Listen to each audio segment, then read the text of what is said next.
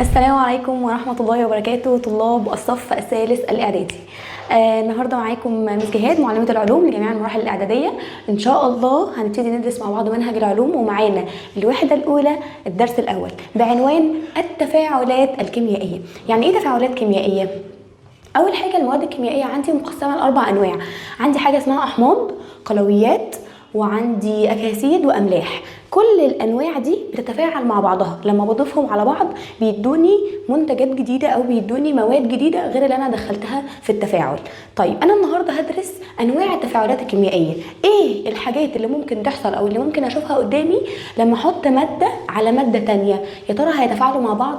يا ترى هيدوني نفس الماده ولا هيدوني ماده جديده؟ ويا ترى ايه هي انواع التفاعلات دي؟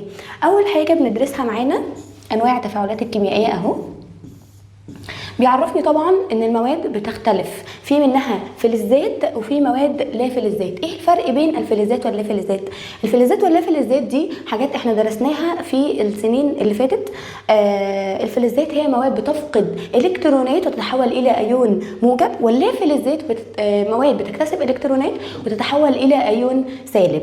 طيب دلوقتي بعد ما عرفني على الفلزات واللا فلزات بيديني كمان عليها امثله اهو. يعني مثلا الصوديوم العدد الذري بتاعه 11 ان ايه 11، فلما بيجي يفقد الكترونات بوزعه 2 8 والمستوى الاخير بيكون فيه 1 الكترون. بيفقد الواحد الكترون ويتحول الى ايون صوديوم موجب 2 و8 وبس، لكن الواحد الكترون افتقده. طيب عندي ذره الكلور بتتوزع كده لانها عددها الذري 17 2 8 7، فبتكون عايزه مستوى الطاقه الاخير بتاعها يكون متشبع بالالكترونات، فبتستلف الالكترون اللي فاضل لها، تستلفه من ذره الصوديوم او من اي ذره تانية، وتبتدي تعمل ايون كلور سالب. دي الفلزات واللا فلزات بشكل سريع كده، احنا درسناهم قبل كده. وطبعا بيعرفني على الرمز بتاع بعض العناصر الكيميائيه، علشان وانا بدرس الكيمياء الوحده دي اكون عارفه Cl يعني كلور، ان ايه يعني صوديوم، زد ان يعني خرسين. الحاجات دي احنا كنا درسناها قبل كده، بس يعتبر انا دلوقتي بفكر نفسي بيها. طيب وبيديني كمان بعض المجموعات الذريه. المجموعه الذريه هي ايون يتكون من اكتر من ذره لاكتر من عنصر، يعني اكسجين جنبه هيدروجين، دي اسمها مجموعه الهيدروكسيد. فبيعرفني على بعض المجموعات الذريه اللي احنا درسناهم قبل كده، بيفكرني برضو بيهم علشان اعرف احل. طيب بعد ما بذكرني بالمعلومات السابقة هيبتدي يدخل لي في الدرس الأول مباشرة بعنوان التفاعلات الكيميائية. الدرس الأول بيوريني أن التفاعل الكيميائي، أو بيعرفني أن التفاعل الكيميائي هو كسر الروابط بين ذرات جزيئات المواد المتفاعلة وتكوين روابط جديدة بين ذرات جزيئات المواد الناتجة. يعني مثلا لما بيكون عندي مية وملح وهدوبهم في بعض او هعمل ما بينهم تفاعل، بيبتدي تتفكك جزيئات الماده اللي انا بفعلها وتبتدي تعمل روابط جديده وتكون لي ماده جديده. ده كده ببساطه تعريف التفاعل الكيميائي. جه هنا بيقول لي انا عندي مثلا قطعه مغنيسيوم. المغنيسيوم ده عنصر زي الحديد والذهب والنحاس، عنصر كيميائي عادي جدا، ماده من ضمن المواد الفلزيه. فيجي يقول لي لو انا جبت شريط المغنيسيوم او حته المغنيسيوم دي وسبتها محطوطه قدامي في وسط اكسجين الهواء الجوي، يا ترى هيحصل اي حاجه؟ لا، مش هيحصل اي حاجه. طب لو انا اديتها حراره او ولعت فيها هيبتدي يحترق شريط المغنيسيوم، والاحتراق ده من ضمن انواع التفاعلات الكيميائيه. فشريط المغنيسيوم لما احترق في وسط يحتوي على اكسجين ابتدى يديني حاجه اسمها اكسيد مغنيسيوم. يعني هو كسر الروابط بين ذرات المغنيسيوم وكسر الروابط بين ذرات الاكسجين وابتدى يجمعهم هما الاثنين على بعض ويديني ماده جديده اسمها اكسيد المغنيسيوم. فهنا بكل بساطه بيعرفني اصلا يعني ايه تفاعل كيميائي او ايه اللي بيحصل اثناء التفاعل الكيميائي. طيب بعد كده بيقول لي ان التفاعلات الكيميائيه دي حاجه مهمه جدا جدا في حياتنا. مهمه ليه؟ لان التفاعلات الكيميائيه بتساعدني على احتراق البنزين في السياره عشان السياره تقدر تمشي ويبقى عندها طاقه ان هي تدور. طيب بتساعدني كمان في عمليه البناء الضوئي. النبات عشان يصنع غذائه عشان ينمو مش هيعرف ينمو ابدا ابدا من غير تفاعل كيميائي، فبيبتدي ياخد ثاني اكسيد الكربون من الجو وبيبتدي ياخد طاقه شمسيه او طاقه ضوئيه من الشمس، وياخد ميه وعناصر غذائيه من التربه. هيبتدي يجمع الثلاث مواد بتوعه ويحطهم على بعض ويقلبهم ويكسر روابطهم ويعمل لهم اعاده ترتيب علشان يصنع غذائه اللي هو سكر الجلوكوز. فكل اللي بيحصل جوه النبات ده اسمه تفاعلات كيميائيه، فطبيعي طبعا تكون مهمه جدا في حياتنا. عندي كمان التفاعلات الكيميائيه مهمه جدا في المصانع. ليه؟ لان المصانع بتستخدم المواد اللي بتضيفها على بعضها علشان تصنع لي اللي انا محتاجاه في حياتي، زي الالياف الصناعيه، وتصنع لي ادويه، وتصنع لي اسمده للزراعه. طيب يبتدي بقى يدخل في الموضوع على طول ويقول لي يعني ايه تفاعلات كيميائيه؟ التفاعلات الكيميائيه بشكل اساسي ورئيسي بتنقسم الى 3 انواع. اول نوع اسمه تفاعل الانحلال الحراري، من اسمه كده انحلال حراري. انحلال يعني تفكك، وحراري يعني بالحراره، يعني هجيب ماده او ملح وهحرقها او هولع فيها فتبتدي جزيئاتها تتفكك وتنقسم الى عناصرها الاوليه مره اخرى. بعد ما كانت مرتبطه ببعضها لا، دي هتبتدي تتفكك تاني وترجع تبقى عناصر بسيطه. فمن اسمها الانحلال الحراري يعني تفكك من خلال الحراره. طب تاني نوع اسمه تفاعلات الاحلال. يعني ايه احلال؟ يعني عنصر يحل محل عنصر اخر، واحد يقول للتاني طيب امشي انت وانا هقعد مكانك، يبقى كده اسمها بيحل محله او بيقعد مكانه او بيبدلوا مع بعض. دي حاجه اسمها تفاعلات الاحلال، وفي منه نوعين، الاحلال البسيط والاحلال المزدوج، وده ندرسه مع بعض ان شاء الله. طيب بعد كده تفاعلات الاكسده والاختزال.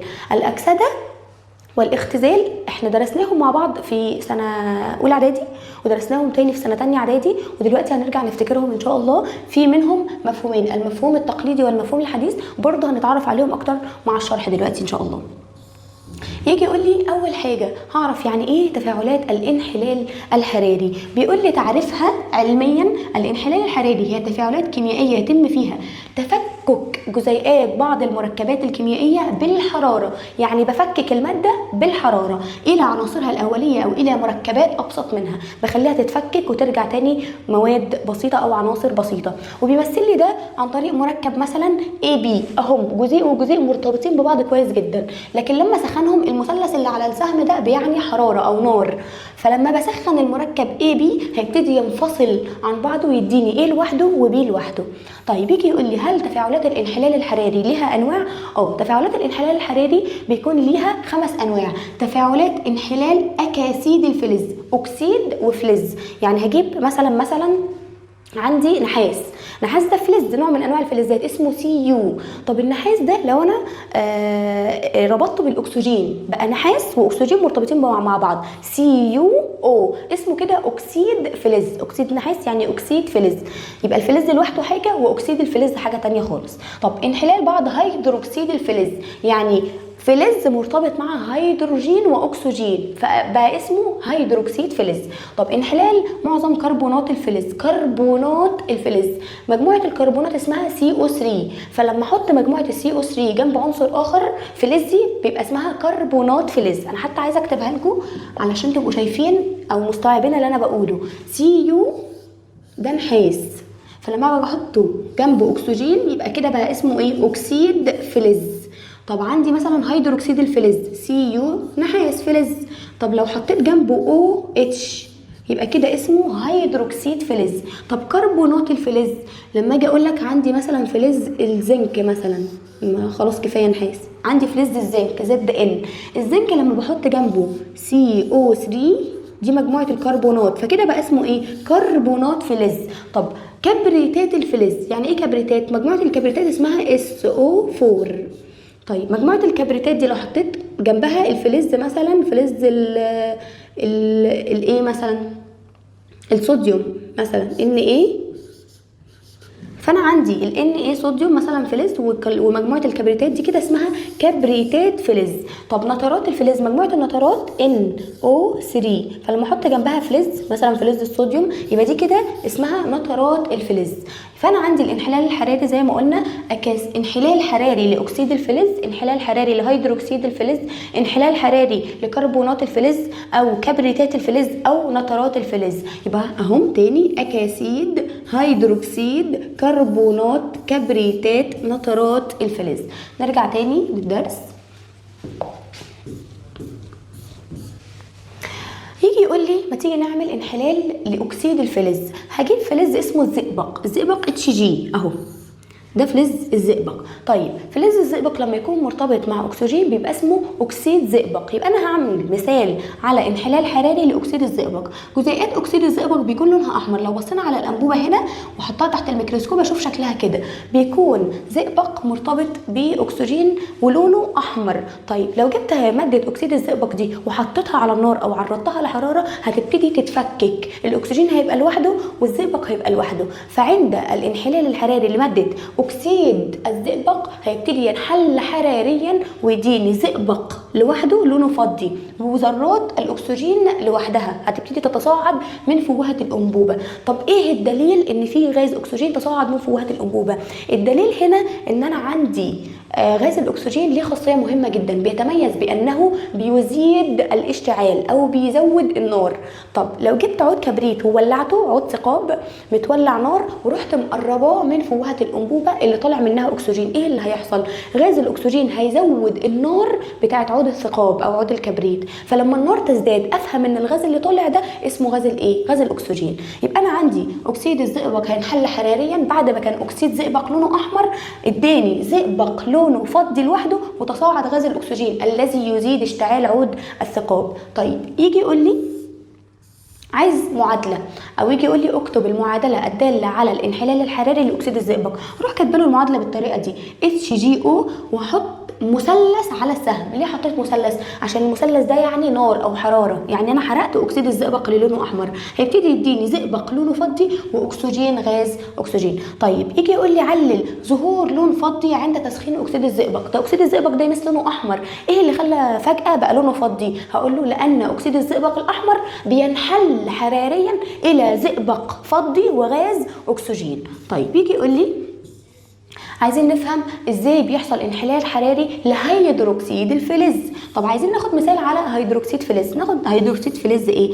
بيقول لي انا هجيب ماده هيدروكسيد النحاس اللي بتتميز بلونها الازرق. يبقى ماده هيدروكسيد النحاس لونها ازرق. طب انا هسخنها، هحط سهم وعليه مثلث يعني حراره او تسخين. لما اجي اسخن ماده هيدروكسيد النحاس هتبتدي تتفكك، مش هتفضل هيدروكسيد نحاس زي ما هي، هتبتدي تتحول الى اكسيد نحاس وبخار ماء. ليه يا مس اتحولت الى اكسيد نحاس وبخار ماء؟ انا هقول لك ما انا عندي سي وعندي نحاس وعندي او اكسجين وعندي اتش هيدروجين. لو انا عايزه افككهم يبتدي يدوني مواد شكلها عامل ازاي؟ هيبتدي يديني او اتش مع بعض اللي هي ال H2O بخار الميه، والسي يو او مع بعض اللي هو اكسيد النحاس. طب هل اكسيد النحاس لونه ازرق زي هيدروكسيد النحاس؟ لا، اكسيد النحاس ماده سوداء لونها اسود، فبالتالي لما اجيب ماده هيدروكسيد النحاس واسخنها بالحراره هتبتدي تتحول الى لون اسود. ويجي يسالني سؤال علل ظهور لون اسود عند تسخين هيدروكسيد النحاس الازرق. ليه ظهر لون اسود؟ لان هيدروكسيد النحاس الازرق ينحل بالحراره، يتفكك بالحراره الى اكسيد نحاس اسود وبخار ماء بيتصاعد. طيب يجي يقول لي عايز اخد مثال على الانحلال الحراري لكربونات الفلز، وهاخد مثال على الكلام ده كربونات النحاس. بيقول لي انا هجيب ماده كربونات النحاس اللي بيكون لونها اخضر. لو بصينا على شكل الانبوبه هنا هلاقي كربونات النحاس الباودر بتاعتها او الملح بتاع كربونات النحاس بيكون مميز بلونه الاخضر. لما باجي اسخنه او اعرضه الحراره بلاقي لونه الاخضر اختفى وابتدى يظهر لون اسود. طب ليه؟ بيقول لي ان كربونات الفلز او كربونات النحاس اللي لونها اخضر لما باجي اسخنها احط مثلث على السهم يعني تسخين بتديني اكسيد النحاس اللي لونه اسود. انا لسه قايله فوق ان لما بسخن هيدروكسيد النحاس بيديني اكسيد نحاس لونه اسود، ولما بسخن كربونات النحاس هي كمان بتديني اكسيد نحاس لونه اسود، وهيتصاعد غاز ثاني اكسيد الكربون. يبقى الانبوبه اللي فيها كربونات النحاس ادتني اكسيد نحاس لونه اسود وتصاعد منها غاز ثاني اكسيد الكربون. هتقول لي يا مس ازاي اعرف افرق ان الغاز اللي طلع ده ثاني اكسيد كربون مش غاز اكسجين زي المره اللي فاتت؟ هقول لك غاز الاكسجين بيزود اشتعال عود الثقاب، لكن غاز ثاني اكسيد الكربون بيعكر ماء الجير الرائق. لو انا خدت الغاز اللي بيتصاعد من الانبوبه ومررته على ماء الجير الرائق هيبتدي يعكرها ويبوظ لونها. بعد ما كانت صافيه هتبتدي تتعكر بلون ابيض ينتشر في الميه. يبقى غاز ثاني اكسيد الكربون ايه اللي بيميزه؟ ان هو بيعكر ماء الجير الرائق. يجي يقول لي في الامتحان كيف يستدل على تصاعد غاز ثاني اكسيد الكربون عند تعريض ماده كربونات النحاس الى النار او الى الحراره. ازاي يستدل على وجود غاز ثاني اكسيد الكربون؟ يستدل على ذلك من خلال تعكر ماء الجير الرائق. طيب يجي يقول لي اكتب المعادله، هروح كبله المعادله بتاعتي سي يو سي او 3. انا عارفه ان سي او 3 دي الكربونات، والسي يو يعني نحاس، يبقى كربونات النحاس. احط على المثلث، على السهم مثلث يعني حراره، هيديني ماده اكسيد النحاس اللي لونها اسود سي يو او زائد سي او 2 اللي هو غاز ثاني اكسيد الكربون. يبقى انا لازم اعرف كل تفاعل فيهم يا ترى هو كان لونه ايه وتحول الى لون ايه، ويا ترى ايه سبب تحول اللون. طبعا هقول له عشان انفك حراريا واداني كذا وكذا. وكمان لازم اعرف المعادله بتاعتي، ولازم احفظ الرموز. لو ما حفظتش الرموز مش هعرف اجاوب على الاسئله، ومش هعرف الماده اللي قدامي دي اصلا اسمها ايه. طيب يجي يقول لي الانحلال الحراري لمعظم كبريتات الفلز. كبريتات الفلز بيديني عليها مثال كبريتات النحاس. طيب كبريتات الفلز دي بتتميز، كبريتات النحاس بتتميز بلونها الازرق زي ماده هيدروكسيد النحاس. يبقى هيدروكسيد النحاس كان لونها ازرق، وكبريتات النحاس هي كمان لونها ازرق. طب هجيب كبريتات النحاس اللي لونها ازرق واعرضها لنار او حراره، احط مثلث، هي كمان هتديني اكسيد النحاس اللي لونه اسود. بس الفرق ان هنا مش هيتصاعد غاز، مش هيتصاعد بخار ميه، ده هيتصاعد غاز ثالث اكسيد الكبريت. هتقولي بس اشمعنى وانا بحرق هيدروكسيد النحاس اداني بخار ميه، وانا بحرق كبريتات النحاس اداني ثالث اكسيد الكبريت؟ هقول لك لان الماده اللي انا بحرقها هي او الماده اللي انا بستخدمها زي ما دخل جزيئات نفس الجزيئات لازم تطلع. انا مثلا هنا عندي سي يو نحاس، فطبيعي لازم يخرج معايا سي يو كمان. طب عندي اس كبريت، ينفع ارميه في الزباله؟ لا، طالما دخل معايا اس لازم يطلع معايا اس. عندي اكسجين دخل، طلع معايا طبعا الاكسجين في الناحيتين اهو. هتقولي يا مس ليه هنا ما طلعش معايا بخار ميه؟ ما طلعش بخار ميه لان انا اصلا ما عنديش هنا هيدروجين جوه. لو انا معايا هيدروجين جوه هقدر اطلعه بره واقول معايا H2O بخار ميه، لكن انا ما دخلش معايا هيدروجين. امال مين اللي داخل معايا؟ معايا SO4 اللي هي الكبريتات، فطبيعي زي ما دخل اس لازم يطلع اس. فعندي هنا تفاعل اهو، نرجع تاني للدرس. تفاعل كبريتات النحاس هتديني اكسيد النحاس اللي لونه اسود، وهتديني ثالث اكسيد الكبريت، غاز ثالث اكسيد الكبريت. طيب يجي يقول لي الانحلال الحراري لنترات الفلز. نترات الفلز بيديني عليها اهو مثال، ويجي يقول لي هعمل انحلال لنترات الصوديوم. يا ترى لو جبت ملح نترات الصوديوم NaNO3، Na يعني صوديوم وNO3 يعني نترات، ومثلث على سهم يعني حراره او نار. جبت ملح نترات الصوديوم اللي بتتميز بلونها الابيض وابتديت احرقها، هتتحول الى لون ابيض مصفر، يعني ابيض بس مدي ضي لونه اصفر كده، مش هتبقى ابيض ناصع. هتديني نترات نيتريت صوديوم لونها ابيض مصفر، وهتديني غاز الاكسجين. وانا من شويه قلت لو تصاعد معايا غاز اكسجين، ايه الدليل ان الغاز اللي معايا ده اكسجين؟ بيقول لي غاز الاكسجين يزيد اشتعال عود الثقاب عند تقريبه الى فوهه الانبوبه. معايا فوهه الانبوبه اهي، وابتديت اسخن نترات الصوديوم، هيبتدي يتكون نيتريت الصوديوم وتصاعد غاز الاكسجين. لو قربت عليها عود الكبريت هيبتدي يزود النار بتاع عود الثقاب. يجي يقول لي ايه الفرق بين نترات الصوديوم ونيتريت الصوديوم؟ نترات الصوديوم NaNO3 هنا اخرها 3، لكن نيتريت الصوديوم اللي نتجت NaNO2. يبقى الاكسجين في وحده اكسجين انفصلت من هنا وطلعت بره في صوره ايه؟ O2 غاز اكسجين. ده الانحلال الحراري لنترات الفلز. طيب يجي يقول لي عندي تطبيق تكنولوجي في حاجه انا اخترعتها وابتديت استخدمها في حياتي اليوميه من خلال دراستي للتفاعلات الانحلال الحراري. قال لك العربيه ممكن الراجل يكون سايق ويجي مثلا السواق يضغط فرامل مره واحده ويبتدي يلبس في حيطه ولا يلبس في شجره ولا في اي حاجه، ربنا يسترها علينا. فاحنا عايزين ننقذ السواق ده قبل ما وشه يتدشمل. طب هننقذه ازاي؟ قال لك انا هنخترع حاجه اسمها الوساده الهوائيه. الوساده الهوائيه دي عباره عن ايه؟ وبتكون اصلا فين قبل ما الراجل يخبط فيها؟ بيقول لي انها عباره عن كيس مطوي، يعني متطبق جوه الدركسيون بتاع السياره. الكيس ده كيس اهو، كيس قابل للانتفاخ مطوي داخل عجله القياده، الدركسيون اللي الراجل بيسوق فيه. طب الكيس ده اصلا متطبق ومتشال، ايه اللي يخليه يتنفخ مره واحده وانا بصطدم باي حاجه؟ بيقول لي ان الكيس ده بيحتوي على ماده كيميائيه اسمها ازيد الصوديوم. ازيد الصوديوم NaN3. طب الملح اللي جوه الكيس ده ايه اللي بيحصل له؟ بيقول لي لو السياره خفضت سرعتها بشكل مفاجئ او اصطدمت بسرعه في اي حاجه، الكيس بيعمل شرر، بيبقى فيه، شفتوا الولاعه لما بنيجي نولع بيها كده وهي فاضيه بتعمل شراره كده، اهي الشراره دي بتلمس الماده الكيميائيه اللي هي ازيد الصوديوم اللي موجوده جوه الوساده الهوائيه. طب لما تلمس الملح ده هتعمل فيه ايه؟ هتعمل له انحلال حراري، يبقى الملح اللي جوه الوساده الهوائيه مش هيفضل ملح زي ما هو، ده هينحل حراريا ويبتدي يديني ان ايه لوحدها وان 2 لوحدها. طب ايه الان 2 ده؟ الان 2 ده غاز اسمه غاز النيتروجين. طب غاز النيتروجين لما يبتدي يدخل جوه الوساده الهوائيه او يظهر جوه الوساده الهوائيه، هتبتدي الوساده تتنفخ بقى بالغاز ده، علشان لما الراجل وشه يجي يخبط فجاه في السياره، لا الوساده دي تحميه، فوشه لما يخبط في الوساده الهوائيه يبقى محافظ على السائق ويخليه في صوره امنه ويحافظ عليه من الاصطدام. يجي يقول لي الوساده الهوائيه علل اهو تعتبر من اهم الوسائل الامان في السيارات في المواقف الطارئه. ليه هي من اهم وسائل الامان؟ لانها تعمل على حمايه السائق عند حدوث اصطدام او انخفاض سريع ومفاجئ في سرعه السياره.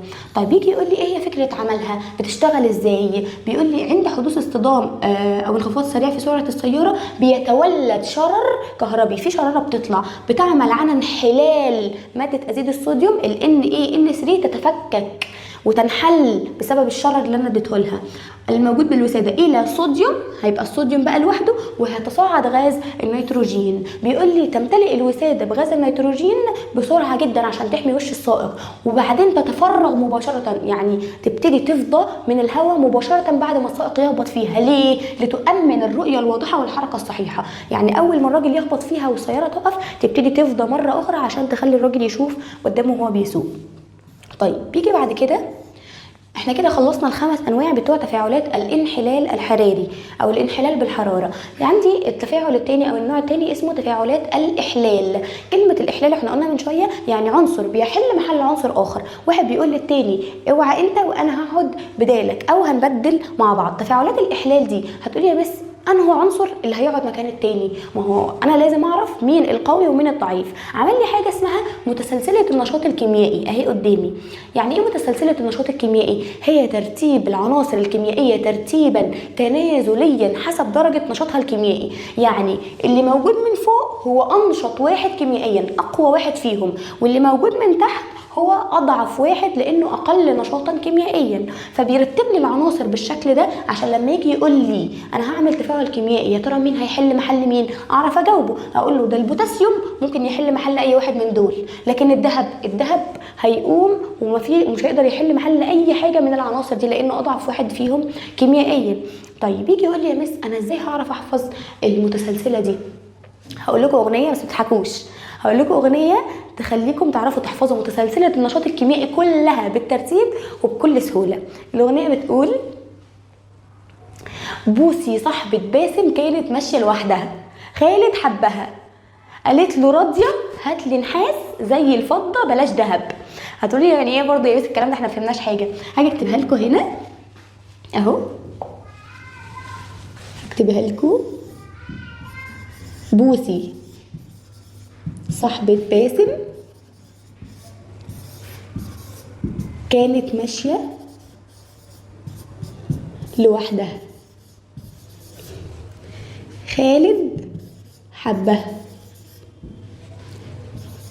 قالت له راضية هاتلي نحاس زي الفضة بلاش دهب. ازاي هحفظ متسلسله النشاط الكيميائي في شكل اغنيه او بالطريقه دي؟ بيقول لي لو انا جيت بصيت على بوسي اولها بو دي يعني عنصر البوتاسيوم كي. طيب صوديوم اهو، صوديوم Na رمزه Na. يعني باريوم Ba عنصر الباريوم. يعني كالسيوم Ca عنصر الكالسيوم. مغنيسيوم رمزه Mg. ألومنيوم Al عنصر الألومنيوم. طيب خرسين خرسين زد ان. طيب حديد، حديد اف اي. طيب قاف يعني قصدير، قصدير اس ان. طيب رصاص، رصاص بي بي اهو. طيب هيدروجين، الهيدروجين ده عنصر مميز هنحطه في مربع كده. طيب نون لا نحاس على بعضها كده، نحاس، عنصر النحاس. وزين يعني زئبق اتش جي. وفضة على بعضها كده. وبلا يعني بلاتين، بلاتين بي تي. وذهب على بعضها كده، اخر عنصر في متسلسل النشاط الكيميائي يعني ذهب، تمام، اللي هو اي يو، تمام. والنحاس سي يو، والفضه اي جي، تمام. دي شكل متسلسله النشاط الكيميائي. بوتاسيوم، صوديوم، باريوم، كالسيوم، مغنيسيوم، الومنيوم، زنك او خرسين، ليه اسمين، اسمه زنك او خرسين. حديد، قصدير، رصاص، هيدروجين. وبعد الهيدروجين في عندي الخمس عناصر دول: نحاس، زئبق، فضه، بلاتين، ذهب. طيب انا لو حفظت متسلسله النشاط الكيميائي في شكل اغنيه كده هقدر ان انا في اي امتحان ابتدي افتكرها واحده واحده، اعرف مين العنصر اللي هيحل محل عنصر اخر. يعني مثلا لو قلت لك ان انا عندي تفاعل بين الباريوم والحديد، يا ترى مين هيحل محل التاني؟ هتبصوا تفتكروا في دماغكم ترتيب العناصر وهتقولوا يا مس عنصر الباريوم هو اللي هيقدر يحل محل الحديد، وما يحصلش العكس. ليه؟ لان الباريوم قبل الحديد فيبتدي يحل محله لانه انشط منه كيميائيا. طيب لو قلت لك مثلا عندي عنصر مثلا القصدير مثلا، وجبت عنصر القصدير وفعلته مع الهيدروجين، فمين هيحل محل التاني؟ القصدير هيقدر يحل محل الهيدروجين لانه انشط منه كيميائيا عشان هو قبله في متسلسله النشاط الكيميائي. لو جيت قلت لك هفاعل النحاس مع الهيدروجين، هل النحاس يقدر يحل محل الهيدروجين؟ هتقول لي لا. طب علل ليه؟ لان النحاس يلي الهيدروجين في متسلسله النشاط الكيميائي، فبالتالي الهيدروجين انشط كيميائيا من النحاس، فلا يستطيع النحاس ان يحل محله. لو حفظت الاغنيه دي هتقدر ان شاء الله ان انت تحل اي سؤال في الاحلال بصوره سهله وبسيطه. اهو هنقولها تاني مع بعض. بوسي صاحبه باسم كانت ماشيه لوحدها، خالد حبها، قالت له راضيه، مش طماعه، قالت له راضيه هات لي نحاس زي الفضه بلاش ذهب. خلاص اتفقنا؟ يلا نرجع للدرس. دي كده متسلسله النشاط الكيميائي. بيقول لي تفاعلات الاحلال منقسمه الى نوعين: تفاعل احلال بسيط يعني في عنصر واقف لوحده وراح لمركب قال له ايه انا عايز اشيل حد واقعد انا بداله، اسمه تفاعل احلال بسيط، عنصر ويحل محل حاجه تانية غيره. فبيقول لي تفاعل الاحلال البسيط ده بيكون منقسم الى 3 انواع: احلال فلز، الفلز هيجي بطوله، احلال فلز يحل محل هيدروجين الماء، يعني يجي الفلز يدخل للميه، انا عارف ان الميه H2O، فيقول لي الميه ايه انا هشيل منك وحده هيدروجين واقعد انا بدلها. طيب تاني نوع احلال فلز محل هيدروجين الحمض، الحمض بيكون اوله H وبعد كده Cl او Br او اي حاجه تانية، فيجي يقول الفلز قوم يا هيدروجين من الحمض وانا هقعد بدالك واعمل ملح. فالعنصر الثالث او النوع الثالث احلال فلز محل فلز اخر. هتقولي مين اللي هيحل محل مين يا مس؟ هقول لك العنصر الانشط كيميائيا هيحل محل العنصر الاقل في النشاط الكيميائي. طيب يجي بقى يديني امثله على الكلام ده ويقول لي احلال فلز محل هيدروجين الماء، انا هجيب فلز واحطه مع الميه عشان يحل محل الهيدروجين بتاع الميه. طب يا ترى اي فلز ممكن يحل محل هيدروجين الميه؟ قال لك لا، ده الفلز النشط اكتر من الهيدروجين. انا متسلسله النشاط الكيميائي بتاعتي لو رجعت لها بص كده شكل الرسمه بتاعتي هلاقي فيه عناصر كتيره اهي قبل الهيدروجين، دول كلهم اللي فوق يقدروا يحلوا محل هيدروجين الميه او هيدروجين الحمض. طب لو انا جبت اي عنصر من اللي تحت ده وحطيته مع ميه او حمض مش هيتفاعل، ليه؟ لانهم اقل نشاطا من الهيدروجين فمش هيقدروا يحلوا محل الهيدروجين. يجي يقول لي هديك مثال على الصوديوم، هجيب قطعه صوديوم والصوديوم ده اهو حاطط لي متسلسله النشاط الكيميائي، الصوديوم تاني واحد على طول، تاني واحد في متسلسله النشاط الكيميائي، معنى كده ان الصوديوم ده عنصر نشط جدا كيميائيا. وبصوا الهيدروجين تحت خالص اهو، فبالتالي الصوديوم يستطيع ان يحل محل الهيدروجين في الميه. فيجي الصوديوم يقول انا عارف ان الميه H2O يعني H و H و O في النص، فيجي يقول الصوديوم ايه، انا هشيل واحده من الاثنين اتش دول واقعد مكانها، فهيبتدي يديني NaOH. ليه؟ اهو ال Na هيقعد مكان الهيدروجين، فيبتدي يعمل لي رابطه بين ال Na وال OH. مين بقى اللي هيطرد ويقعد لوحده؟ الهيدروجين الاولى دي هتبتدي تطرد بره ويديني NaOH زائد الهيدروجين اللي انا طردتها وقعدت الصوديوم مكانها، زائد هيت. يعني ايه زائد هيت؟ هيت يعني حراره. طب ليه التفاعل ده طلع حراره او طلع سخونه؟ بيقول لي تفاعل الصوديوم مع الماء بيتميز بانه تفاعل طارد للحراره وبيكون مصحوب بانطلاق طاقه حراريه. بيقول لي ليه برضو؟ الهيدروجين يا جماعه غاز خطير جدا. غاز الهيدروجين بيكون مميز بانه يشتعل بفرقعه. يعني ايه يشتعل بفرقعه؟ يطلع لي بومب. لو جبت حته صوديوم وحطيتها على ميه، هتبتدي الحراره اللي طالعه من التفاعل ده تعمل لي نار، وتبتدي تعمل لي حروق، وتعمل لي طرطشه في المعمل بتاعي. فلازم اخلي بالي واكون حريص جدا جدا جدا وانا بعمل تفاعل لفلز الصوديوم مع الميه. بيقول لي اهو احتياطات الامان، احتياطات الامان وانا بعمل التفاعل ده. يراعى استخدام قطعه صغيره جدا من الصوديوم، ما اروحش اجيب حته كبيره وارميها في الميه تبهدل لي الدنيا وتحرق لي كل حاجه. قطعه صغيره جدا من الصوديوم المحفوظ تحت سطح الكيروسين عند اجراء تفاعله مع الماء في المعمل. ليه اصلا بحط الصوديوم تحت كيروسين؟ الكيروسين ده اللي هو الجاز. ليه بحطه تحت سطح الكيروسين وما بسيبوش معرض للهواء؟ لان الهواء في غاز هيدروجين، ولو الهيدروجين ده اتفاعل مع الصوديوم هيبتدوا يعملوا اشتعال، وهيبقى تفاعل خطير جدا وممكن يسبب طبعا اضرار. فبيقول لي ليه بقى علل؟ هقول له الاجابه لان التفاعل يكون مصحوب باشتعال مع حدوث فرقعه شديده. يبقى التفاعل بتاع الصوديوم مع الميه لازم اكون واخده بالي كويس جدا وعامله احتياطات الامان والسلامه المعمليه بتاعتي، لانه يكون مصحوب باشتعال وحدوث فرقعه، وده اللي بيميز غاز الهيدروجين اللي بيتصاعد من التفاعل بتاعي. طيب ده كده احلال فلز محل هيدروجين الماء. طيب نيجي نخش على احلال فلز محل هيدروجين الحمض. الحمض هيديني مثلا مثال اهو، اداني 3 امثله من الفلزات. عندي فلز النحاس وفلز الالومنيوم وفلز الخرسين اهو، هكتب لكم.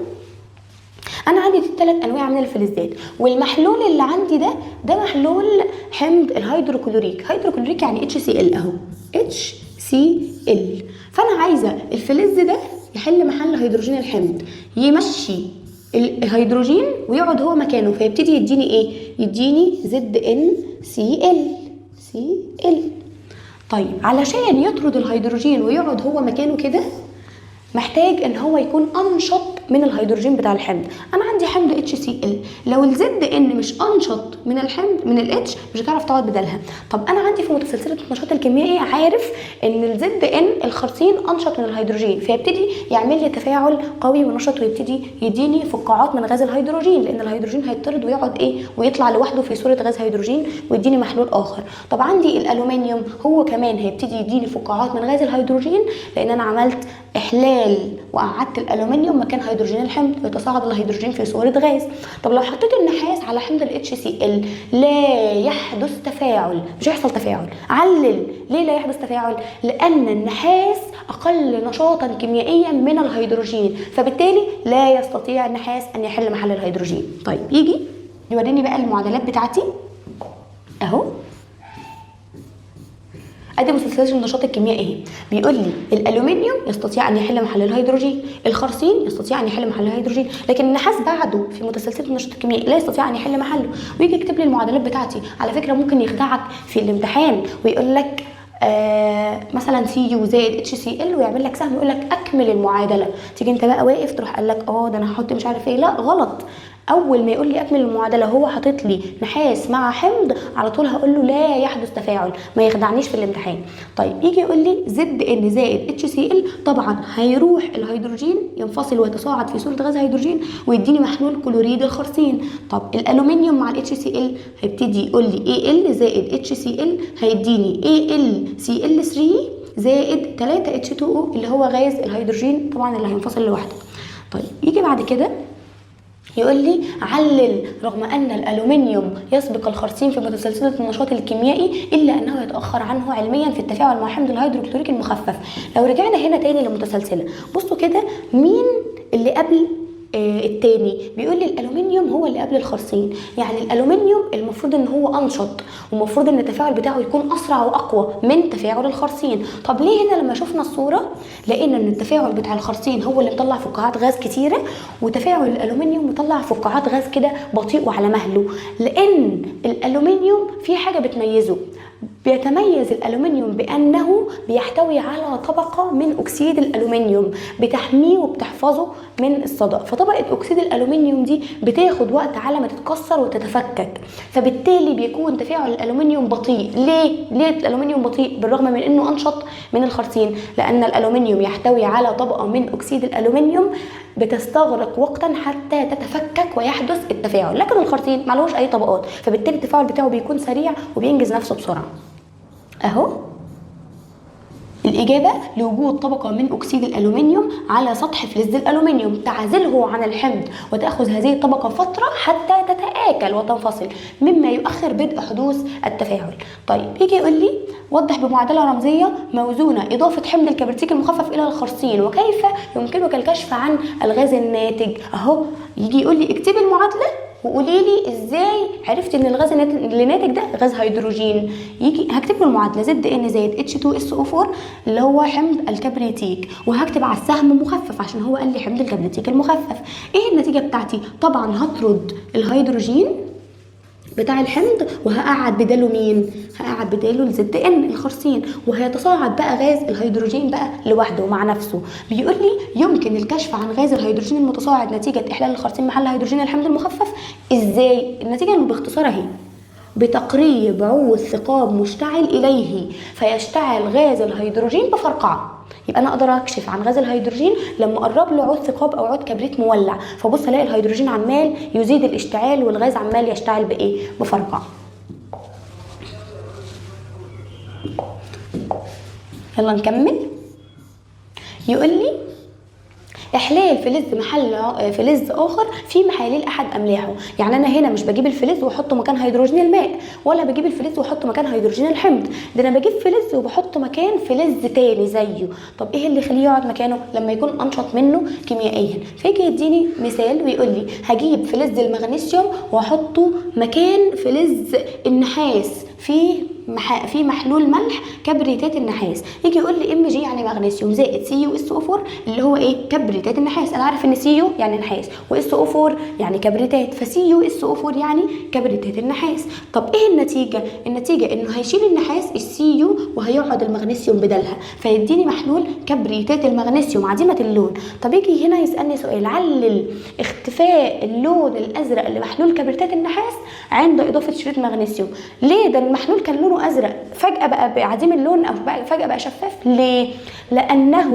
لان المغنيسيوم يحل محل النحاس وينتج محلول كبريتات المغنيسيوم عديم اللون. انا مش هيفضل عندي محلول كبريتات نحاس، ده هيتغير وهيتحول الى محلول كبريتات مغنيسيوم عشان النحاس قعد بدل المغنيسيوم، او عشان المغنيسيوم قعد بدل النحاس، سوري. وبعد كده النحاس بقى هيروح فين؟ النحاس ده مش غاز، فهيبتدي يترسب ويديني راسب لونه احمر من النحاس. فيجي يقول لي انا عايزه اشوف شكل الكلام ده اهو، حاطط لي في سؤال علل يمكن للمغنيسيوم ان يحل محل النحاس في محل احد املاحه. ليه المغنيسيوم قدر يقعد مكان النحاس؟ الاجابه ببساطه لان المغنيسيوم يسبق النحاس في متسلسله النشاط الكيميائي. ما اكتبلوش الاجابه كده واسكت، لا ده انا لازم احط له المعادله عشان افهمه ان انا فاهم الدرس وعارف انا بقول ايه كويس. طب بيقول لي عدم حفظ محلول نترات الفضه في اواني من الالومنيوم. ليه ما بجيبش المحلول بتاع نترات الفضه واحطه في اناء مصنوع من الالومنيوم؟ لان انا عارف ان الفضه اقل نشاطا من الالومنيوم، فيبتدي الالومنيوم يحل محل الفضه ويعملوا مع بعض تفاعلات كيميائيه. طب ليه؟ لان انا ممكن احطه في اناء من الزجاج افضل. بيقول لي ايه؟ لان الالومنيوم يسبق الفضه في متسلسله النشاط الكيميائي حيث انه اكثر منه نشاطا كيميائيا، فيحل محله في محلول نترات الفضه، فيؤدي الى تآكل الاواني بسبب طبعا التفاعل اللي حصل ما بينهم. طيب يجي بعد كده يقول لي بيقول لي كلما ازدادت المسافة أو التباعد بين العناصر في متسلسلة النشاط الكيميائي كل ما كان التفاعل أقوى وأسرع. إزاي؟ لما أجيب متسلسلة النشاط الكيميائي أهو هبص عليها، يا ترى مين هيتفاعل أسرع مع التاني؟ لو أنا حطيت المغنيسيوم مكان الألومنيوم أسرع، ولا لو حطيت المغنيسيوم مكان النحاس أسرع؟ بيقول لي لو حطيت المغنيسيوم مكان النحاس هيكون أسرع. ليه؟ لأن المسافة بين المغنيسيوم والنحاس كبيرة. المغنيسيوم أقوى وأنشط أكتر بكتير من النحاس، لكن لو قارنت بين المغنيسيوم والألومنيوم هلاقي المسافة بينهم قصيرة، يعني واحد نشط والتاني أقل منه نشاطا حاجة بسيطة، فيبتدي ياخد وقت ويعمل التفاعل بتاعه بس بصورة بطيئة. لكن لو جبت واحد قوي جدا وواحد ضعيف جدا هيبقى سهل ان هو يشيله ويقعد مكانه بسرعة جدا، مش هياخد منه وقت. لكن لو اتنين أقوياء بس الفرق ما بينهم حاجة بسيطة هيبتدوا ياخدوا وقت مع بعض على ما واحد يقدر يغلب التاني. فبالتالي كلما زاد التباعد بين العناصر في متسلسلة النشاط الكيميائي كلما كان التفاعل الكيميائي أسرع وأنشط وأقوى، كلما قل التباعد كلما كان التفاعل أبطأ. دي معلومة مهمة جدا برضو لازم أكون عارفها. طيب يجي بعد كده يقول لي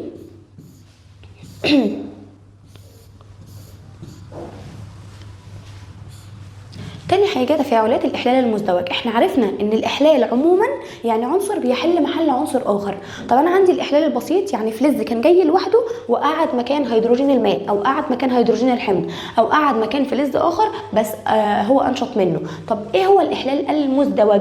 يعني مش حاجة وبتيجي لوحدها، لا ده أنا بعمل تبادل بين اتنين من الجزيئات مش جزيء واحد. بيقول لي تفاعلات الإحلال المزدوج هي تفاعلات كيميائية يتم فيها عملية تبادل مزدوج، يعني بعمل تبادلين مش تبادل واحد.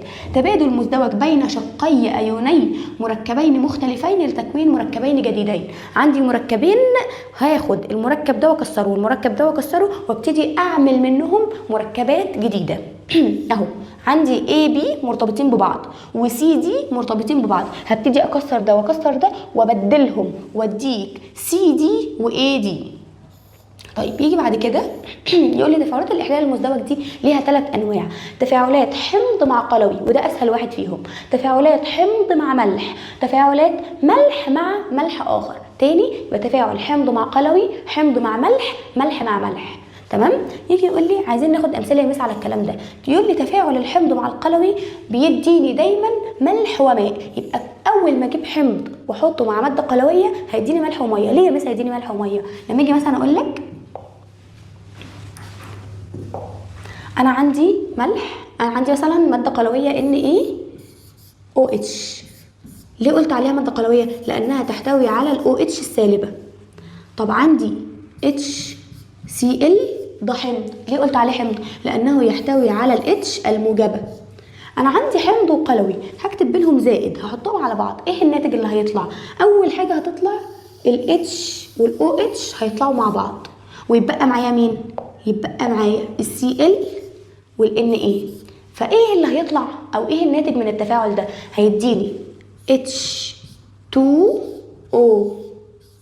اهو، مش H وH وO يبقى H2O دي الميه ماء. طب هيديني ايه كمان؟ مش انا عندي NA والCl هيديني NaCl. NaCl ده ملح الطعام، ملح. يبقى انا طلع معايا ايه؟ ماء وملح. يبقى ناتج تفاعل الحمض مع القلوي يديني ايه؟ ملح وماء. طيب نرجع تاني. بيديني اهو المثال، بيقول لي هفاعل هيدروكسيد الصوديوم ال NaOH مع ال HCl حمض الهيدروكلوريك. يا ترى ايه الناتج؟ ال NaCl ملح كلوريد الصوديوم وال H2O اللي هو ايه؟ الماء. ده كده تبادل مزدوج. ليه؟ لان ال Na بدل مع ال H والOH بدل مع الCl، فكده حصل معايا تبادل مزدوج مش واحده بس اللي بدلت. طيب يجي يقول لي ما اثر تسخين المحلول الناتج من تفاعل هيدروكسيد الصوديوم مع حمض الهيدروكلوريك. بيقول لي ايه النتيجه اللي هتطلع؟ يتبخر الماء ويتبقى ملح كلوريد الصوديوم اللي هو ملح الطعام. ليه؟ لان انا لو عندي محلول كلوريد الصوديوم وميه مع بعض وجيت سخنتهم الميه هتبتدي تتبخر ويبتدي يترسب الملح ويتكون لوحده. ماذا يحدث عند موضحا بالمعادله الكيميائيه، يعني بيقول لك مطلوب منك تكتب المعادله في الاخر. ماذا يحدث عند اضافه حمض الكبريتيك الى محلول هيدروكسيد الصوديوم؟ طالما قال لي حمض كبريتيك وقال لي عندي حاجه اسمها هيدروكسيد، يبقى هو كده عايزني احط حمض على قلوي. هعمل ايه؟ يتفاعل حمض الكبريتيك مع هيدروكسيد الصوديوم ويتكون كبريتات الصوديوم اللي هو الملح اللي هيطلع لي وماء اهو، واكتب له المعادله هيدروكسيد الصوديوم NaOH زائد H2SO4 اللي هي كبريتات اللي هو محلول حمض الكبريتيك، Na2SO4 اللي هو كبريتات الصوديوم، والH2O اللي هي ايه؟ الميه طبعا انا عارفها. طيب يجي يقول لي تفاعل حمض مع ملح، انا عملت حمض مع قلوي، حمض مع ملح ممكن اعملها ازاي؟ بيقول لي احنا ممكن نعمل نشاط او تجربه بتدل على تفاعل الحمض مع الملح. يجي يقول لي اول حاجه هجيب كميه من حمض الهيدروكلوريك المخفف في دورق، يعني هجيب دورق اهو شكله كده، واحط جواه كميه من حمض الهيدروكلوريك المخفف اهو، وهجيب بالونه، البالونه دي هحط فيها ملح كربونات الصوديوم. انا كده هحط ملح على حمض، بس انا لسه ما ضفتهمش. طب ليه حطيت الملح في بالونه؟ بحط الملح في بالونه علشان اعرف هل في غاز هيتصاعد وينفخ البالونه ولا لا. طيب حط لي الملح بتاع كربونات الصوديوم مع حمض الهيدروكلوريك وابتدى يقلب البالونه فادلق الملح جوه الحمض، هما الاثنين هيتفاعلوا مع بعض. هيتفاعلوا مع بعض. طب ايه الناتج؟ طبعا هيتصاعد غاز ثاني اكسيد الكربون. هتقولي يا مس ازاي عرفت ان في غاز تصاعد؟ طبعا البالونه انتفخت فبالتالي اتاكدت ان في غاز تصاعد من التجربه. طب غاز ثاني اكسيد الكربون ازاي ممكن اكشف عنه؟ ايش عرفني ان هو ثاني اكسيد كربون؟ ممكن يبقى اكسجين، ممكن يبقى هيدروجين. هقول لك غاز ثاني اكسيد الكربون بيتميز بانه يعكر ماء الجير الرائق. اهو مرر الغاز المتجمع في البالون في محلول ماء الجير الرائق لفتره قصيره، ماذا تلاحظ؟ طبعا هيتعكر ماء الجير الايه؟ الرائق. يجي يقول لي اهو يتفاعل حمض الهيدروكلوريك المخفف مع كربونات الصوديوم مكونا كلوريد الصوديوم وماء. لو انا جيت اتكلمت عن الكلام ده بمعادله، الدنيا بالنسبه لي هتكون اسهل بكتير. اول ما يقول لي فاعل حمض الهيدروكلوريك المخفف هروح كاتبه له HCl، طب مع كربونات الصوديوم هروح كاتبه له Na2CO3. يبقى انا كتبت الرموز قدامي بحيث ان انا لما اجي ابص عليها بعيني اعرف ان انا افككها وابتدي اكون منها مركبات جديده. انا لو كتبت Na2CO3 يعني كربونات صوديوم وHCl يعني حمض، هعمل ايه قبل ما اشوف الكلام ده كله بقى كانه خلاص لسه ما شفتهوش؟ هروح اسمى دي كي هعرف ان الرابطه بين Na والCO3 اتفككت، وهكسر دي كده هعرف ان الرابطه بين الهيدروجين والCl اتفككت، ويبتدي يديني مركبات ايه جديده. هيديني NaCl ملح كلوريد الصوديوم. طيب انا مبقي معايا H ومبقي معايا C وO، يبقى هيدروجين وكربون واكسجين. يا ترى الحاجات دي ممكن تديني ايه؟ CO3 ممكن اطلع منها غاز الاكسجين. طب هيبقى معايا هيدروجين واكسجين تاني فهيدوني ال H2O اللي هو الايه؟ الميه. طيب يبقى انا لو جه قال لي اكتب المعادله الداله على تفاعل حمض مع ملح ويديني اسم الحمض مثلا HCl ويديني اسم الملح مثلا كربونات الصوديوم، اعرف اكتب الرموز بتاعتي وبعد كده احط السهم واشوف بعيني ايه النواتج اللي ممكن تطلع معايا من المعادله دي. اهو كاتب لي المعادله ومبسطها لي خالص. يجي بعد كده يقول لي تفاعل محلول ملح مع محلول ملح اخر، يعني انا مش هجيب فلز واحطه مع ملح، لا ده هيبقى ملح مع ملح تاني. ازاي؟ هجيب محلولين املاح بس مختلفين، كل واحد فيهم نوع مختلف عن الاخر. بيقول لي هجيب ملح كلوريد الصوديوم وملح نترات الفضه، ده محلول وده محلول. لو جبت ملح كلوريد الصوديوم بيتميز بانه عديم اللون، ومحلول نترات الفضه هو كمان بيتميز بانه عديم اللون. يبقى انا معايا 2 محلول كل واحد فيهم شفاف اهو، يبقى المحلول ده اهو كان شفاف واللي بينزل عليه هو كمان شفاف. طب وانا بحطهم على بعض ليه اتكون معايا لون ابيض؟ لان لما اتفاعلوا مع بعض ابتدوا يدوني ماده جديده اسمها AgCl، ودي ما بتكونش محلول، دي بتكون عباره عن راسب ابيض من كلوريد الفضه. يبقى انا لما بضيف محلول كلوريد الصوديوم الشفاف على محلول نترات الفضه الشفاف بيدوني ماده جديده اسمه كده اهو، هيبتدي يكسر الرابطه بين دي وبين دي وهيبتدي يديني AgCl مع بعضه والNaNO3 مع بعضه اهي، دول كده يبقوا مع بعض وهيبقى معايا NO3 والNa. يبقى انا لما بحط المحلولين الشفافين دول على بعض هيبتدي يديني AgCl كلوريد فضه راسب ابيض، هيظهر عندي لون ابيض. يجي يقول لي علل ظهور لون ابيض عند اضافه محلول كلوريد الصوديوم مع محلول نترات الفضه. ليه ظهر لون ابيض؟ لتكوين راسب ابيض من كلوريد الفضه ناتج من التفاعل. طب واللي هيبقى معايا كمان محلول ايه؟ نترات الصوديوم. طيب يجي بعد ما كتب لي المعادله ووضحها لي، يخش على ثالث نوع من انواع التفاعلات الكيميائيه اسمه تفاعلات الاكسده والاختزال. يعني ايه اكسده واختزال؟ بيقول لي عندي مفهومين، مفهوم تقليدي يعني حاجه قديمه العلماء زمان كانوا بيقولوها، ومفهوم حديث العلماء دلوقتي بقوا بيدوله للاكسده والاختزال مفهوم تاني ادق واوضح. يجي يقول لي الاكسده والاختزال حسب المفهوم التقليدي، ويديني تجربه. بيقول لي انا عندي حاجه اسمها النحاس CU، والنحاس ده همرر عليه غاز الهيدروجين، او عندي CuO يعني اكسيد نحاس، همرر عليه غاز الهيدروجين. ايه اللي هيحصل؟ بيقول لي اللي هيطلع من الناحيه الثانيه مش هيطلع غاز هيدروجين زي ما دخل، ده هيدخل هيدروجين بس هيطلع من الناحيه الثانيه H2O ميه. ايه اللي حصل؟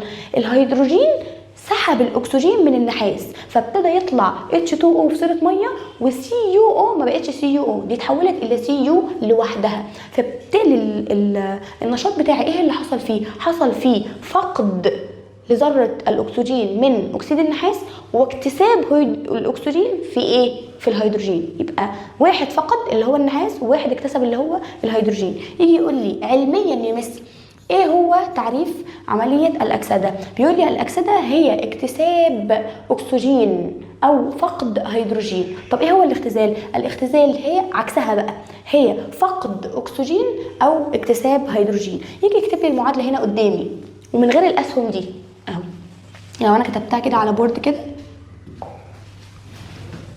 همرر غاز ال H2 على اكسيد النحاس الاسود CuO. يا ترى هيفضلوا زي ما هما؟ لا، ايه اللي هيحصل؟ هتبتدي تتكسر الرابطه اللي هنا ويديني H2O زائد Cu لوحدها اهو. طب يا ترى بس ايه هنا اللي حصل؟ بيقول لي ان Cu كان مرتبط بالاكسجين بس فقده، والهيدروجين كان لوحده بس اكتسب الاكسجين.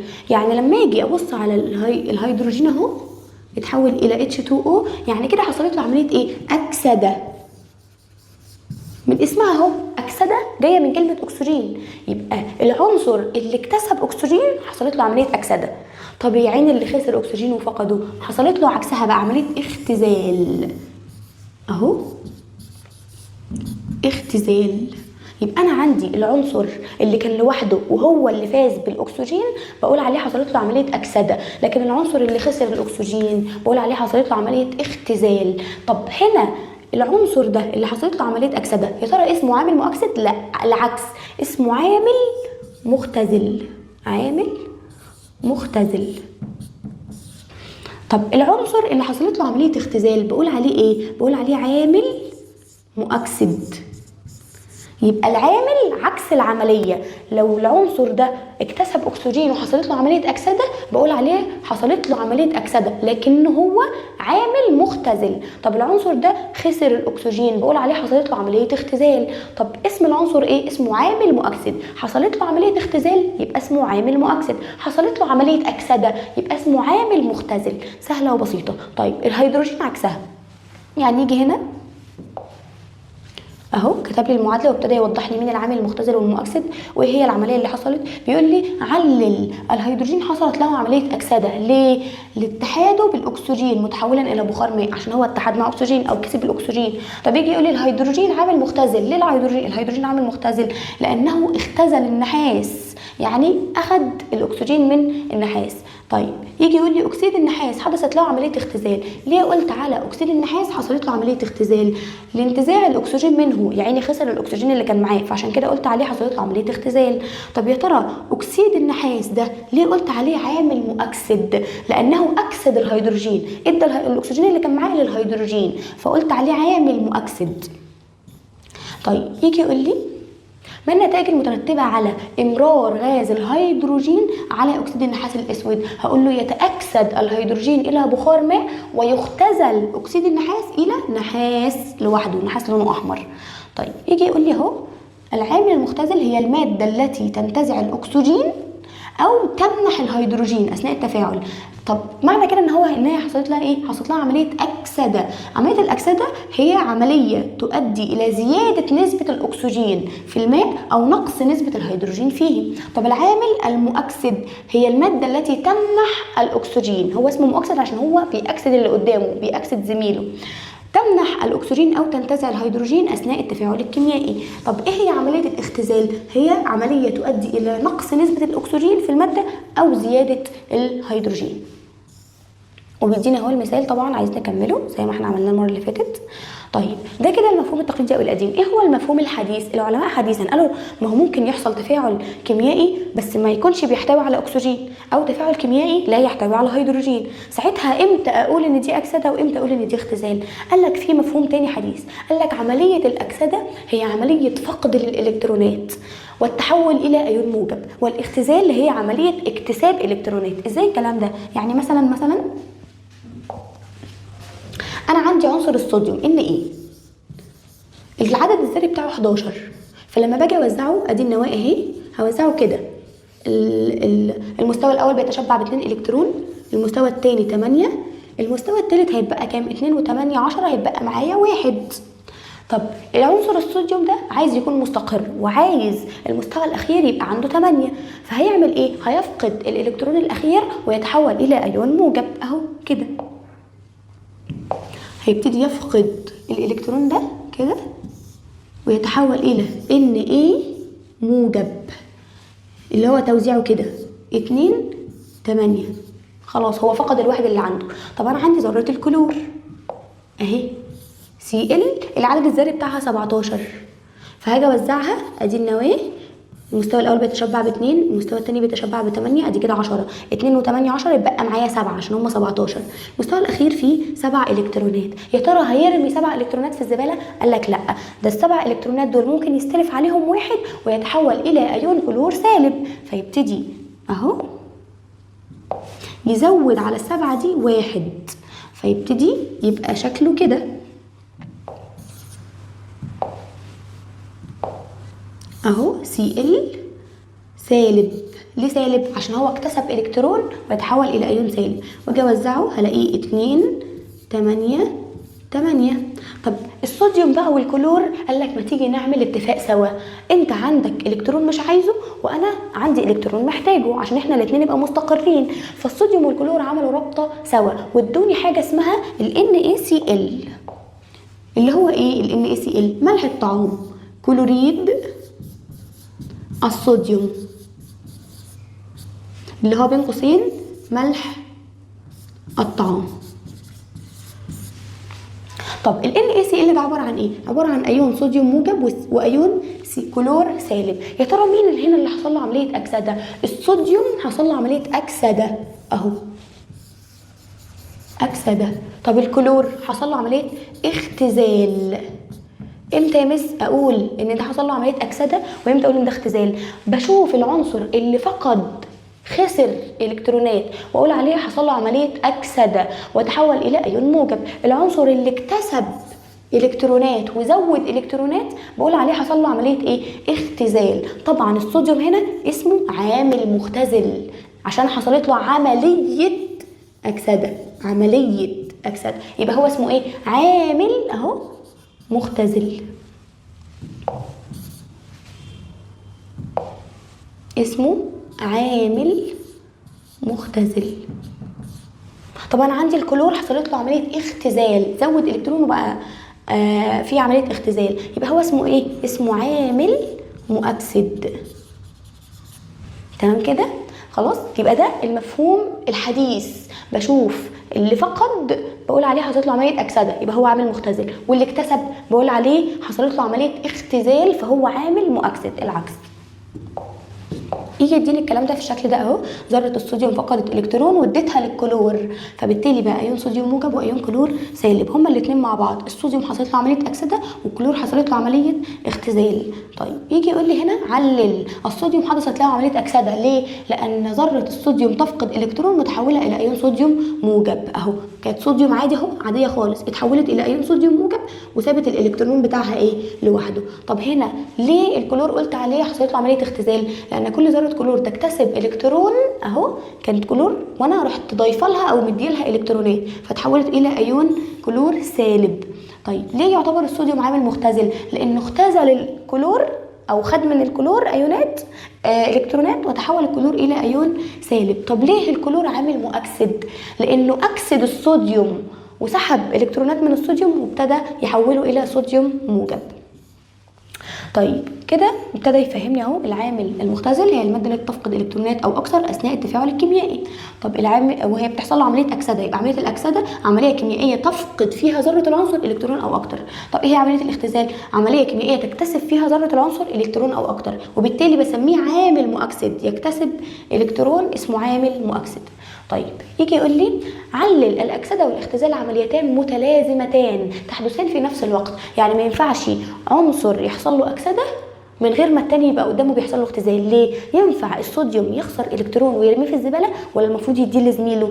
نفس الكلام الكلور، يا ترى عشان يبقى هو محتاج الكترون هياخد الالكترون بتاعه ده من الهواء ولا هيبتدي ياخده من حد تاني؟ هيبتدي طبعا ياخده من حد تاني، فبالتالي الاكسده والاختزال بيحصلوا قصاد بعض، واحد بيدي للتاني، ده يحصل له اكسده والتاني يحصل له اختزال. بيقول لي ليه بقى بيحصلوا في نفس الوقت؟ لان عدد الالكترونات المكتسبه في عمليه الاختزال قد عدد الالكترونات المفقوده في عمليه الايه الاكسده. بيقول لي علل ليه معظم الفلزات عوامل مختزله بينما معظم اللافلزات عوامل مؤكسده. ليه؟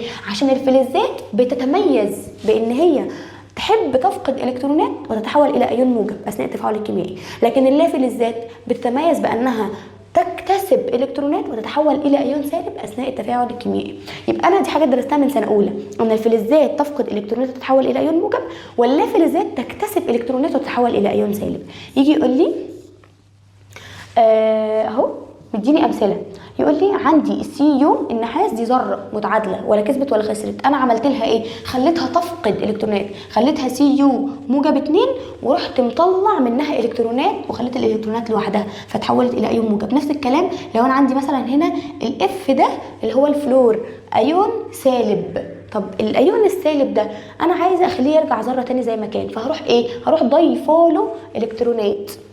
عندي كمان الفلور ده ذره قصدي ايون سالب، ايون سالب يعني هو عنده الكترونات زياده، طب انا عايزه ارجعه ذره تاني زي ما كان، فهخلي الفلور يفقد الالكترونات الزياده اللي عنده ويطلعها بقى لوحدها بره.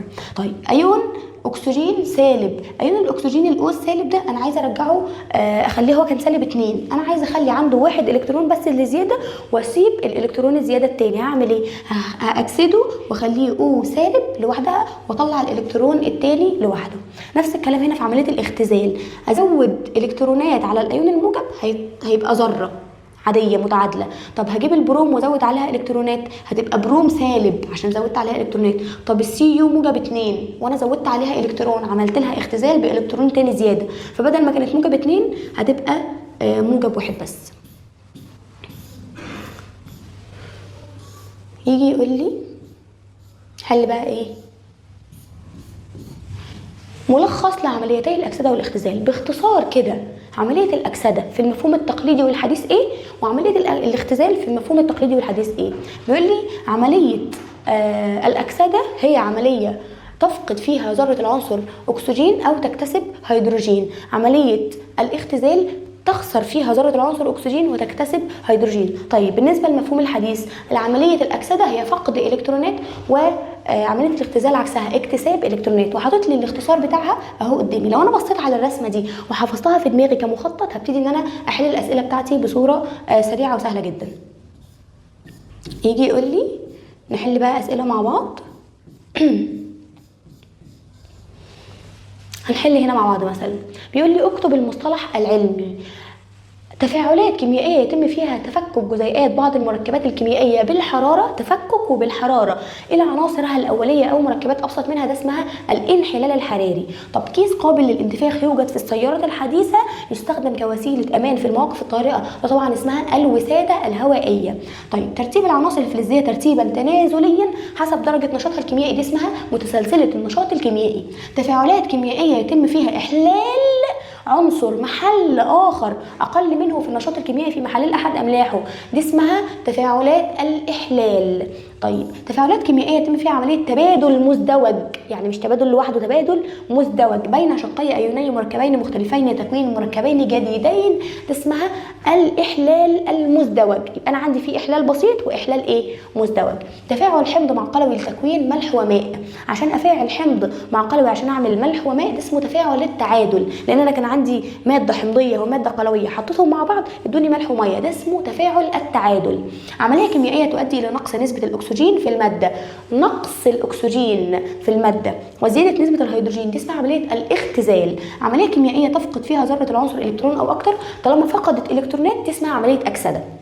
عملية تحول اف اي موجب 2 الى اف اي موجب 3، ده هو كان خسران 2 الكترون، لكن دلوقتي بقى خسران كام؟ 3 الكترونات. طالما هو خسر الكترونات او فقد الكترونات دي اسمها عملية ايه؟ اكسدة. طيب عملية تحول السي ال الى سي ال سالب، يعني هو كان سي ال ذرة عادية وانا خليته سالب، زودت له الكترونات سالبة، طالما هو اكتسب الكترونات دي كده اسمها عملية ايه؟ اختزال. عملية تحول ايون كلوريد سالب الى ذرة كلور، هو كان ايون سالب يعني كان عنده الكترونات زياده، وبعد كده تحول الى ذره كلور، ذره عاديه ما عندوش حاجه زياده، يبقى طالما فقد الكترونات الزياده اللي عنده يبقى كده حصلت له عمليه اكسده. الماده التي تمنح الاكسجين هي اللي بتدي الاكسجين اللي عندها، دي اسمها كده عمليه، اسمها ايه؟ ماده او عامل مؤكسد. المادة التي تكتسب إلكترون أو أكتر، مادة بتكتسب إلكترونات، يبقى المادة دي اسمها إيه؟ عامل مؤكسد أو أكثر أثناء التفاعل الكيميائي، لأن هي اللي بتكتسب إلكترونات، هي اللي بتاخد إلكترونات. نيجي نختار مثلا أسئلة علل، عشان دي الأسئلة اللي بتضايقكم وبتقف معاكم كتير. اهو علل لما ياتي: ظهور لون فضي عند تسخين اكسيد الزئبق الاحمر. ليه سخنت اكسيد الزئبق اللي لونه احمر فجاه لقيت لونه فضي؟ لان اكسيد الزئبق الاحمر ينحل بالحراره الى زئبق فضي وغاز اكسجين. تتكون ماده سوداء عند تسخين كربونات النحاس الخضراء، هي اصلا كانت كربونات نحاس لونها اخضر، ليه اتكونت ماده سوداء؟ لان كربونات النحاس الخضراء تنحل بالحراره الى اكسيد نحاس اسود وغاز ثاني اكسيد الكربون. ظهور لون اسود عند تسخين كبريتات النحاس الزرقاء، لما بسخن كبريتات النحاس اللي لونها ازرق بيظهر لون اسود، ليه؟ لان كبريتات النحاس الزرقاء تنحل بالحراره الى اكسيد نحاس اسود وغاز ثالث اكسيد الكبريت. يوجد بالسيارات الحديثه كيس قابل للانتفاخ مطوي داخل عجله القياده. ليه الكيس ده موجود؟ اللي جواه ماده ازيد الصوديوم، لحمايه السائق عند حدوث اصطدام سريع او انخفاض سريع في سرعه السياره، انخفاض مفاجئ في سرعه السياره. ترتيب العناصر الفلزيه في متسلسله النشاط الكيميائي. ليه برتبها في متسلسله نشاط كيميائي؟ لمعرفه مدى نشاط العنصر كيميائيا وقابليه احلاله لعنصر اخر. يحل الحديد محل هيدروجين الحمض المخفف. ليه الحديد قدر يشيل الهيدروجين ويقعد مكانه في الحمض؟ لان الحديد اكثر نشاطا كيميائيا من الهيدروجين. يتفاعل الخرسين مع حمض الهيدروكلوريك المخفف بينما لا يتفاعل النحاس مع نفس الحمض. ليه الخرسين بيتفاعل مع الحمض والنحاس لا؟ لان الخرسين يسبق الهيدروجين في متسلسله النشاط الكيميائي، اما النحاس يلي الهيدروجين في متسلسله النشاط الكيميائي. تصاعد فقاعات غازيه عند وضع شريط الالومنيوم في حمض الهيدروكلوريك. ليه تصاعد غاز لما حطيت الالومنيوم في الحمض؟ لأن الألومنيوم يحل محل هيدروجين الحمض فينتج غاز الهيدروجين أو يتصاعد غاز الهيدروجين. رغم أن الألومنيوم يسبق الخرسين في متسلسلة النشاط الكيميائي إلا أنه يتأخر عنه في التفاعل. ليه الألومنيوم أنشط من الخرسين بس الخرسين هو اللي بيتفاعل أسرع منه؟ لأن الألومنيوم يحتوي على طبقة من أكسيد الألومنيوم تأخذ وقتا حتى تتفكك، فبالتالي يستغرق التفاعل وقتا حتى يحدث. طيب لا يتفاعل الذهب مع الاحماض. ليه الذهب ما بيتفاعلش مع الاحماض؟ لان الذهب هو اخر عنصر في متسلسله النشاط الكيميائي ولا يستطيع ان يحل محل هيدروجين الحمض. يمكن للمغنيسيوم ان يحل محل النحاس في محاليل احد املاحه بينما لا يحدث العكس، لان المغنيسيوم يسبق النحاس في متسلسله النشاط الكيميائي. اختفاء لون محلول كبريتات النحاس الازرق، كان عندي محلول لونه ازرق عند اضافه شريط من المغنيسيوم. ليه لما حطيت جواه شريط مغنيسيوم اختفى لونه؟ لأنه حصل أو حدث تفاعل إحلال بسيط فيحل المغنيسيوم محل النحاس في محاليل أحد أملاحه. واكتب له بقى المعادلة، يعني ما اكتبلوش الإجابة باللغة العربية واسكت، اكتب له بقى المعادلة، أقول له Mg زائد CuSO4 وأروح مدياله النتيجة اللي هي إيه؟ MgSO4 زائد Cu راسب لونه أحمر لوحده. طيب أهو هكتب لكم المعادلة كمان عشان ما تتلخبطوش. هنا ام جي زائد سي يو اس او 4. المحلول ده كان لونه ايه؟ المحلول ده كان لونه ازرق. لما عملت التفاعل بتاعي ابتدى يشيل النحاس ويقعد بداله المغنيسيوم، فيديني ام جي اس او 4 زائد سي يو. السي يو ده طلع في صورة راسب احمر، راسب لونه احمر. طيب نكمل. عدم حفظ محلول كبريتات النحاس في اواني من الخرسين. ليه ما احطش محلول كبريتات النحاس في اناء مصنوع من الخرسين؟ لان الخرسين يستطيع ان يحل محل كبريتات النحاس في محاليل احد املاحه، وبالتالي يتسبب في تآكل الاواني. تفاعل البوتاسيوم مع الماء اكثر شده من تفاعل الصوديوم مع الماء. ليه البوتاسيوم اقوى واشد؟ لان البوتاسيوم يسبق الصوديوم في متسلسله النشاط الكيميائي. طيب تكون راسب ابيض عند اضافه محلول نترات الفضه الى محلول كلوريد الصوديوم. ليه؟ لانه يحدث تبادل مزدوج في محاليل الاملاح. يعني اكتب له مثلا بقى المعادله، بعد ما اكتب الاجابه بالعربي اكتب له المعادله. ليه تكون راسب ابيض؟ بيقول لي محلول نترات الفضه يعني اي جي سي ال، اي جي ان او 3، اي جي ان او 3 زائد محلول ايه؟ كلوريد الصوديوم ان اي سي ال. لما فعل الاثنين دول مع بعض ايه اللي هيحصل؟ هيبتدي يتكون لي محلول ان ايه ان او 3، ان ايه ان او 3 زائد اي جي سي ال. وانا عارف ان الاي جي سي ال ده راسب، ده مش محلول. الاي جي سي ال راسب لونه ابيض، فبالتالي بعد ما كان محلولين شفافين لا ده اتكون عندي راسب ابيض. ليه؟ بسبب حدوث احلال مزدوج بين المحلولين. طيب نرجع تاني.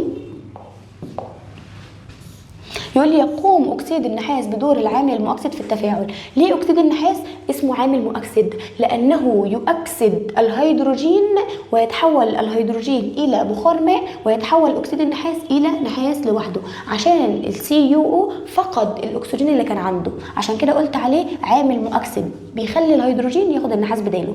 طيب الصوديوم من العوامل المختزله بينما الكلور من العوامل المؤكسده. ليه؟ لان الصوديوم من الفلزات التي تفقد الكترونات وتتحول الى ايون موجب، اما الكلور من اللافلزات التي تكتسب الكترونات وتتحول الى ايون سالب. عند تفاعل الصوديوم مع الكلور لتكوين كلوريد الصوديوم تحدث عمليتي اكسده واختزال بالرغم من غياب الاكسجين، بالرغم من ان عندي مفيش اكسجين، ولكن انا قلت ان انا حصل عندي اكسده واختزال. ليه؟ لان الصوديوم يفقد الكترونات وتحول الى ايون موجب، والكلور يكتسب الكترونات وتحول الى ايون سالب. تفاعلات الاحلال المزدوج لا تمثل تفاعلات اكسده واختزال. ليه الاحلال المزدوج ما بقولش عليها اكسده واختزال؟ لانها تكون عباره عن تبادل مزدوج، انا مش بفقد الكترونات ولا بكتسب حاجه، انا بعمل بس تبديل بين العناصر، لانها تكون عباره عن تبادل مزدوج بين شقي ايونين مركبين مختلفين، بعمل بس تبادل ما بينهم، لكن ولا بخلي واحد يفقد الكترونات ولا واحد بيكتسب الكترونات. وهنا نكون خلصنا الدرس الاول التفاعلات الكيميائيه. ان شاء الله تكونوا استفدتوا، ولو حد عنده اي سؤال في اي جزء اكتبوا لي في الكومنتات، وان شاء الله ارد عليكم بنفسي، واشوفكم الحلقه الجايه في درس جديد. مع السلامه.